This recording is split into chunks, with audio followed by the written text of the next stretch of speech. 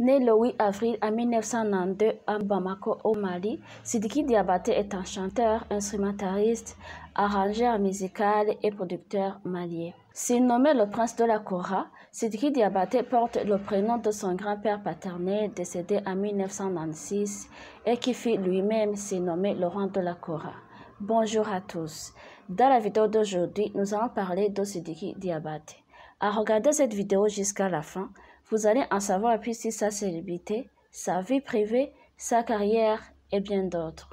Issu d'une famille de griots et joueur de kora, un instrument de musique à cordes originaire du Mali que l'on trouve en Afrique de l'Ouest, notamment au Mali, Gambie, Sénégal, Guinée. Sidiki Diabaté est le fils de Toumani Diabaté, un musicien considéré aussi comme l'un des plus grands joueurs de la kora. Sidiki Diabaté appartient à la 72e génération de ces musiciens-conteurs qui font office de gardiens des traditions dans cette partie de l'Afrique de l'Ouest. Son originalité réside dans le mélange entre l'instrument traditionnel, la kora et la programmation numérique.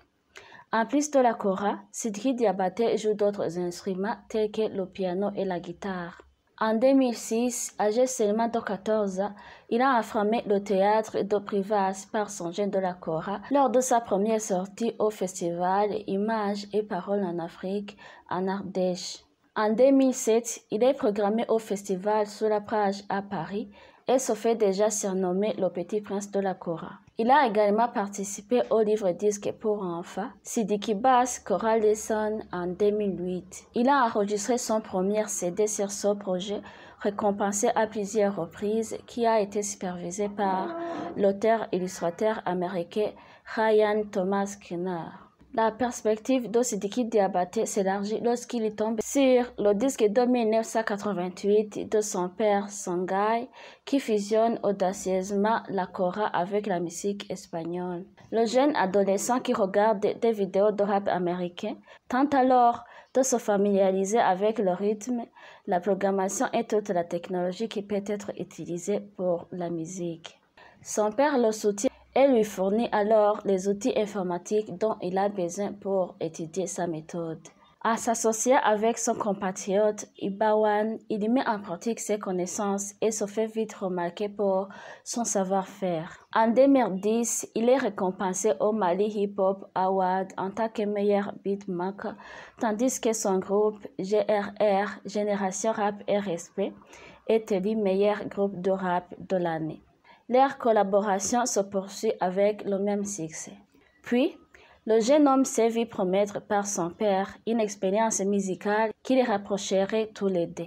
Le duo de kora, Toumani et Sidiki, enregistré à Londres en mai 2014, présente Sidiki sous le couvert de la musique traditionnelle, mais également fait allusion à des événements contemporains avec le titre de la chanson Lampedusa. La rencontre se poursuit sur scène, notamment en France, en Grande-Bretagne, en Belgique, au Danemark, aux Pays-Bas, en Espagne, même jusqu'en Australie. Parallèlement, Sidiki Diabaté développait sa carrière solo au Mali.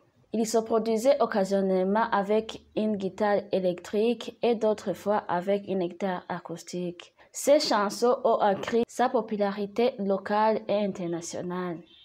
Il reçoit une nomination au Grammy pour l'année 2015.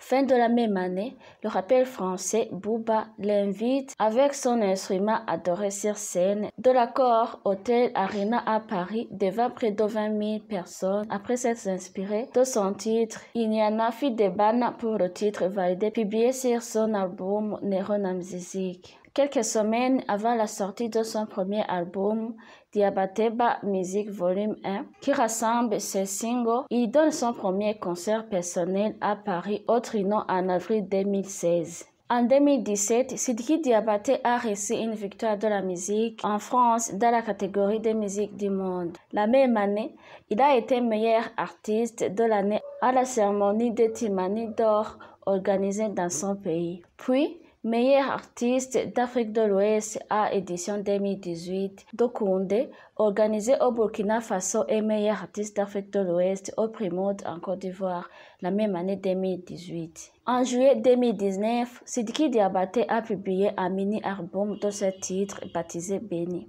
en référence à sa réussite. Dans son mini-album, il a collaboré avec un Ivoirien, avec Fally Ipupa, dans Ne me quitte pas et aussi avec l'artiste du coupé décalé, Savare Obiang. Au début de la pandémie de Covid-19, Sidiki Diabaté est parmi les artistes qui se sont massivement mobilisés via les réseaux sociaux à cause du confinement. Il a créé fin mars 2020 un projet baptisé Confiné Chimante. Le concept était un live interactif de création musicale diffusé en direct sur Facebook. Par après, Sidiki Diabaté a été arrêté le 21 septembre 2020 par la police malienne. Il était accusé de violence contre son ex-compagne Mariam Sow, une guinéo-malienne, et il est placé sous mandat de dépôt à la maison centrale d'arrêt de Bamako le 24 septembre 2020 et il est libéré le 29 décembre 2020. À cause de ce scandale avec Mamacita qui a publié même des photos de preuve, le prince de la Kora a été retiré des nominations du prix international de la musique urbaine et du coupé décalé Primoud et de l'Afrique Music Magazine Award Afrima, des compétitions qui récompensent les artistes du continent. De plus, la maison de disques de Sidiki Diabaté a suspendu la collaboration avec lui. C'est le 1er mai 2021 que Sidiki Diabaté a retrouvé la scène lors de la finale de The Voice Afrique. Il a rendu hommage au Premier ministre ivoirien Ahmed Bakayoko, décédé le 10 mars 2021. Si vous aimez déjà notre vidéo, n'oubliez pas de cliquer sur j'aime et laissez votre avis dans un commentaire. Abonnez-vous si vous êtes nouveau.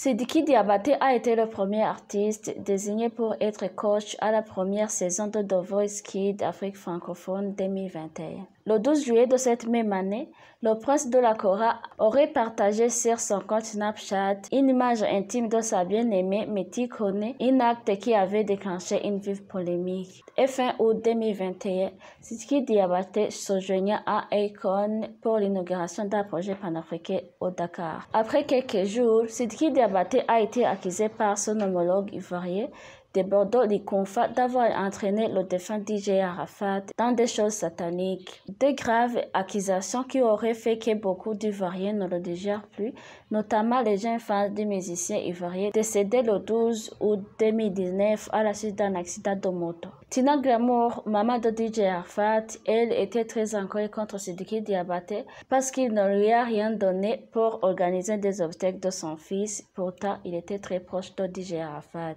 L'année 2022, l'artiste a dévoilé sa chanson Diarabi Nene Bena. Le prince de la Kora affirme dans la vidéo son amour pour une femme qui est représentée par Carmen Sama, la veuve de DJ Arafat. Dans le clip de cette chanson, il s'est dévoilé très complice avec elle. Les deux ont naturellement effectué des danses sensuelles, ce qui a mis très en colère les fans de DJ Arafat, même Tina Glamour bien sûr. Certains internautes sont allés plus loin en accusant le prince de la Kora de sortir avec la femme de son ami. Mais en réalité, il s'agissait pour Sidiki Diabaté de faire figurer dans son clip une femme dans l'objectif de faire la publicité d'une marque. En retour, cette femme devrait toucher une vingtaine de millions de francs CFA. Carmen Sama et Sidiki Diabaté sont souvent sujets de débat sur les réseaux sociaux. Tina Glamour a même ordonné à Sidiki Diabaté de s'éloigner de sa petite fille Rafna et d'arrêter de l'exposer sur la toile. Des photos d'elle circulaient régulièrement sur la toile, c'est-à-dire le prince de la Kora, Carmen Sama et sa fille Rafna. À quelques jours de son concert de ses 30 ans de carrière, Tina Glamour a reçu le soutien de l'artiste. Pour se réconcilier avec elle, le prince de la Kora a offert à la maman de DJ Arafat des tickets d'une valeur de millions de francs CFA et Tina Glamour a remercié le chanteur. À ce qui concerne ses études, après 4 ans de formation à l'INA, Institut national des arts du Mali, Sidiki Diabaté a rejoint le conservatoire Bala Faseke Yukat, où il approfondit sa connaissance des musiques du monde. Merci d'avoir regardé la vidéo jusqu'à la fin. N'oubliez pas de vous abonner, de laisser un commentaire et de liker la vidéo. A plus, on se revoit dans la vidéo suivante.